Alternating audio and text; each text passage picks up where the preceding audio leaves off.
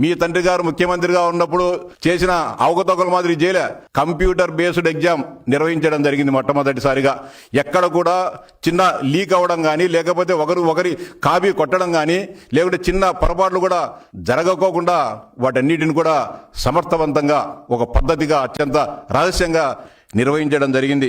పరీక్ష ముగిసిన తర్వాత 22/8/2020 అభ్యర్థులకు సంబంధించిన పూర్తి వివరాలు, వారి మార్కులు, వారికి ఏ ర్యాంక్ వచ్చిందని చెప్పి అఫీషియల్గా ప్రకటించడం జరిగింది. పబ్లిక్ డొమైన్లో పెట్టడం జరిగింది. ఏమైనా దీనిపైన అభ్యంతరాలు కానీ, లేకపోతే ఏదైనా మీకు ఏదైనా సలహాలు అభ్యంతరాలు ఉంటే తెలపమని చెప్పడం జరిగింది. వాటన్నిటిని కూడా సమగ్రంగా పరిశీలించిన తర్వాత 15/9/2025 నాడు ఫైనల్ సెలక్షన్ లిస్ట్ ఇచ్చి ఆయా జిల్లాలకు సంబంధించిన ఏ జిల్లాలకు అభ్యర్థులుగా సెలెక్ట్ అయ్యారో వాళ్ళందరికీ కూడా తగు సమాచారం ఇచ్చి పలానా రోజు నుంచి పలానా రోజు వరకు ఈ కింద పేర్కొన్న సమాచారాన్ని డిఈఓ కార్యాలయంలో అందజేయండి అని చెప్పి వారందరికీ కూడా చెప్పడం జరిగింది. వారికి సంబంధించిన సర్టిఫికేట్ల వెరిఫికేషన్ అవన్నీ అయిన తర్వాత వారిని ఉద్యోగ నియామకాల్లో చేర్చుకోవడం జరిగింది.